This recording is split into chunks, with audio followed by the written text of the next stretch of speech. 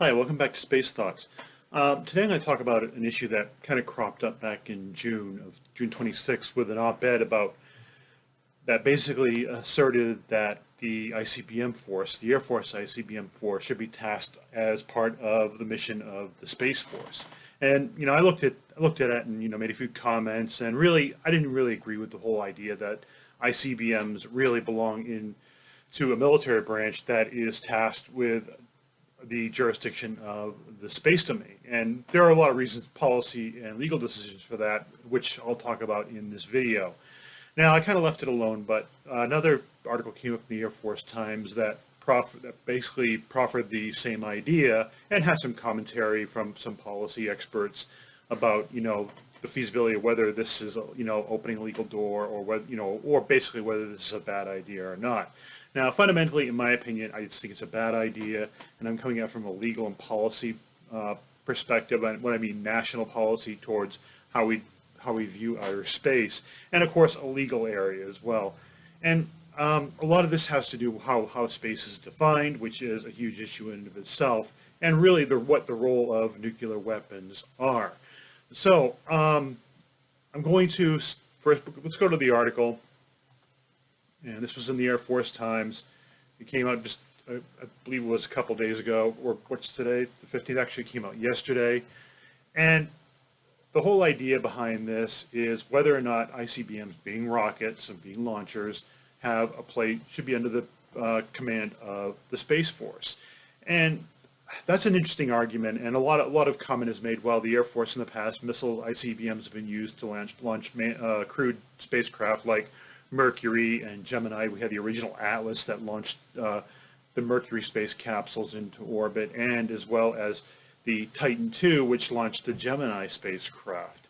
And of course, Titan IIIs, which are actually a specialized version of the Titan, not really an ICBM in itself, that was used to launch satellites, and actually spy satellites for that matter, for national security payloads, as well as the Cassini space probe, I believe, was one of the last civilian probes or non-military probes that was launched by that particular rocket. Fundamentally, and before I get into the whole definition of space and things, I'm going to just preface it and try and distinguish it, is that the current Minuteman III arsenal is not designed or ever intended to launch payloads into orbit. It has a specific function to carry nuclear warheads, but really, when you get right down to it, its specific function is deterrence. Deterrence meaning this is basically a threat in so many terms that if somebody else starts something, we are going, basically we have the capability to retaliate and retaliate effectively.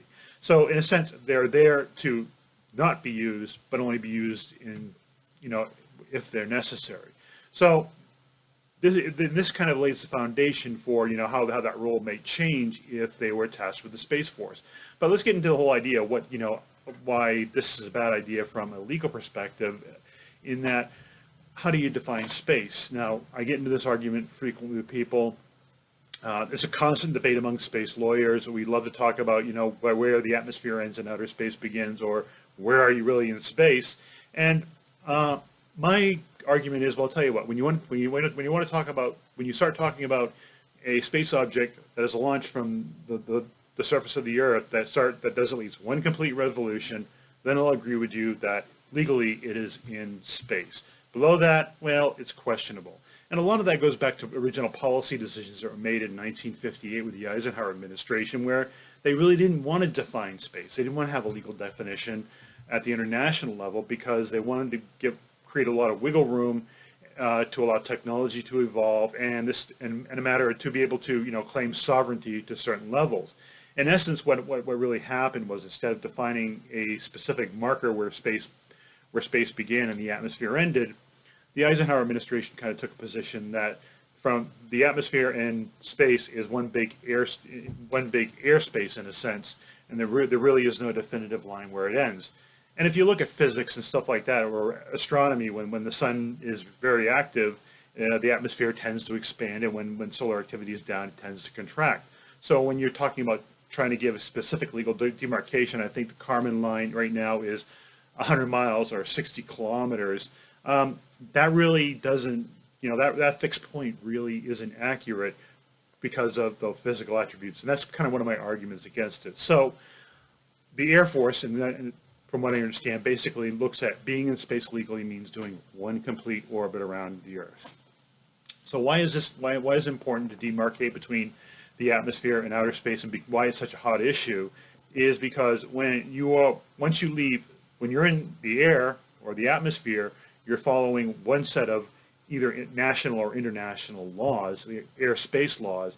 But when you transfer over to space, a different set of rules take precedent. In other words, space law, outer space treaty, those rules take effect.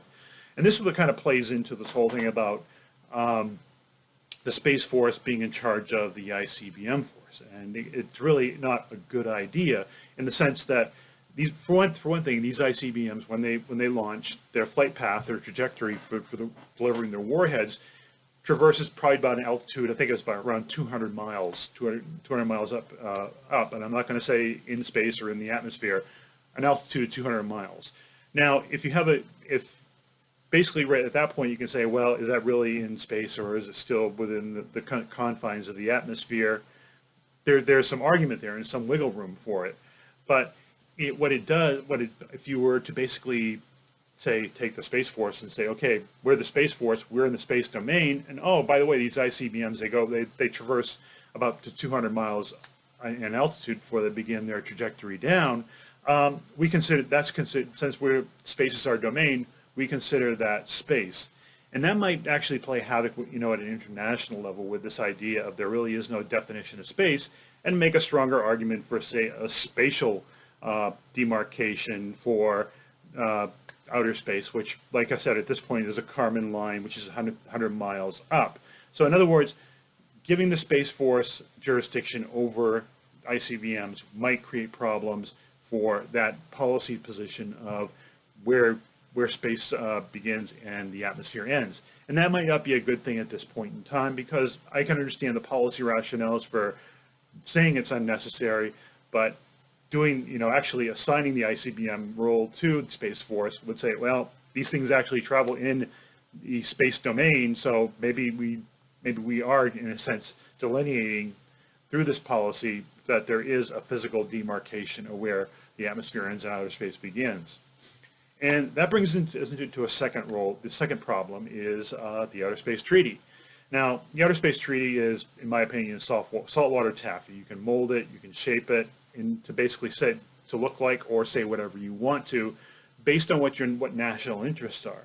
But there are pretty few solid prohibitions in there, and one of them is no nuclear weapons in outer space. And basically, the article, I believe it's Article 4, basically comes out and says no placement of nuclear weapons on outer space or any celestial bodies.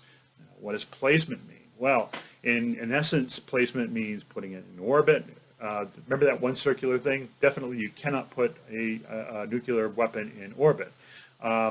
You can't, and actually the Soviets back during the Cold War actually tried to get around this a little bit with what they called fractal orbital bombardment, or FOBs. The idea was a missile would launch a warhead on a trajectory that would bring it to an orbital plane, but before it completed one orbit, it actually it fell out of that trajectory onto its target. And they basically try to sell it, well, because it isn't completing one orbit, it really isn't in space, hence it doesn't violate the Outer Space Treaty prohibition on nuclear weapons. A later arms control agreement between the U.S. and the Soviet Union basically, said, no, we're not buying it. That doesn't fly for purposes of that particular treaty. I believe it was either SALT I or SALT II. Basically, FOBs are considered in outer space and are prohibited by the Outer Space Treaty. That isn't the exact language, but that's basically the gist of it. So that's one way they tried to get around it. Here, if you're going to deploy the ICBM force and basically into the Space Force, you're saying that not only is that one orbit, outer space, but also the space that doesn't complete one orbit. And actually, in their doctrine, the capstone doctrine that the Space Force put out, they actually alluded to the fact that suborbital is part of the part of their jurisdiction, or they weren't exactly saying it was space, but they were kind of insinuating it was space. I don't know why they did it. There were some actual comments in this article that basically one one commenter basically suggested maybe they're opening the legal door for nuclear weapons in space. I don't know, and I don't know if that's really, the motivation, or whether it was an oversight by the drafters of this capstone document. But the whole idea is, if you do transfer the ICBM force to the Space Force, you're opening up the nuclear issue and the Article 4 prohibition, and really flying in the face of the whole idea of no nuclear weapons in outer space. And to give you how touchy of an issue it is very ambiguous in some sense, but it's read pretty strictly by others. Case in point, during SDI, the Strategic Defense Initiative, there was a system being proposed called X-ray lasers, and what that entailed was launching a missile with a warhead/laser system on top of it. As it reached its apex, a thermonuclear weapon would detonate, and part of that energy would be channeled into laser beams that would destroy an incoming a missile during its glide phase that was coming in, or warhead's an example. Now, it would destroy itself, and there would be a nuclear explosion. Now, there you would have the operation of a nuclear weapon in outer space. And the question was, okay, whether it was really just, whether it was just the operation, it wasn't a placement. Is that a way to get around it? Well, actually, a lot of people weren't buying that. In fact, one JAG lawyer from the Air Force, a colleague of mine, basically wrote an opinion that a nuclear weapon is basically a nuclear weapon, no matter what. And I actually saw him a few years ago in D.C., and I asked him, well, remember this opinion you wrote about X-ray lasers? Do you still stand by that? And he said, yes, I do. So, again, when it comes to nuclear weapons, they're extremely touchy. We did all kinds of crazy tests in the 60s, the most infamous being Starfish Prime, where we basically detonated a warhead almost 100 miles in altitude, and it caused a huge, nice big artificial auroras, and contaminated the Van Allen belt, caused EMP effect, and also disabled some satellites. So this was before Outer Space Treaty, obviously. But again, it gets back into this whole thing that nuclear weapons, the prohibition in the Outer Space Treaty is pretty strict. So not only from a legal perspective, from a geopolitical aspect, by putting these ICBMs into the role of the Space Force, you're making them a nuclear force. And that's not a good thing. And saying you're a nuclear force that has jurisdiction over a space domain really would be incongruent with the Outer Space Treaty. I think the other thing that really concerns me about the idea of putting ICBMs under the purview of the Space Force is you're taking away their role as a deterrent weapon to be used to prevent an attack, and potentially shifting their role to a first strike attack, a first strike weapon. And that goes with the whole idea of having jurisdiction above the Earth, as opposed to being based on the Earth to operate these. And I guess fundamentally what my concern is that we're be drifting away from the idea of, this would kind of be incongruent with this idea that we don't have, we aren't going to have a first strike, but these here are actually to prevent something from actually happening, from deterring an adversary from launching nuclear weapons. Now, I know there are other doctrines right now being talked about with the limited use of nuclear weapons. Maybe what this article is talking about, and this idea of suborbital being under the purview of the Space Force, falls into that doctrine. I don't know. That's above my pay grade, and I certainly don't need to know if it is above my pay grade. So that is a big concern there. I think another fundamental concern is if the ICBM force was put under the purview of the Space Force, when the Space Force eventually became its own separate branch, it could probably look to the Navy and say, oh, you have all these you have a nuclear capability in your ballistic missile submarines. Guess what? Because they quote travel through space, and because we have command of the ICBM force, we should have command of the submarine launched ballistic missiles as well. And that will not go over well, I'm sure, because of inter-service rivalry, funding issues, and it would definitely create a big ruckus right there. So fundamentally, my opinion is it's bad from a policy perspective because of our policy towards how we define outer space. It's bad from a deterrence aspect because it's basically, you may be shifting the role of what these nuclear weapons are really about. They're not to be they're not to be used, as opposed to, well, if you put them in, if you put them into the Space Force, what are you actually shifting what their posture from a deterrent where they're here not to be used to something that could be used as a preemptive force, for example. I'm not saying that's going to happen, but that opens a possibility that their role will shift. And of course, there is the legal aspect with the Outer Space Treaty. Once you start broadening what you accept as outer space, and you start making the Space Force basically a nuclear command in some respects, you are going to open up that can of worms with Article 4 of the Outer Space Treaty, and definitely cause some issues and cause a lot of problems internationally, and give geopolitical rivals a lot of fodder, and might even give them some ideas about the idea of going in and actually doing this with their own forces. In other words, restructuring their command structure to do as well. So it could, the whole idea is it could lead to a lot of bad unintended consequences in all these areas. And it's probably something that's best left keeping them with the Air Force, keeping this idea that space is that space is airspace, and not, there really isn't a clear delineation unless you make one clear orbit. How does that go? How does that dovetail with the doctrine where the capstone document talks about suborbital? I don't know. But bottom line is that is apparently there was some rationale for it. I'm not aware of it, but again, this is my opinion on the whole idea of nuclear ICBMs being under the Space Force. It's a non-starter. I know a lot of concerns. There was an article, an op-ed in Space News on June 26, and one of the big concerns was that the culture, the missile culture, there basically isn't a lot of room for career advancements because it's such a niche area.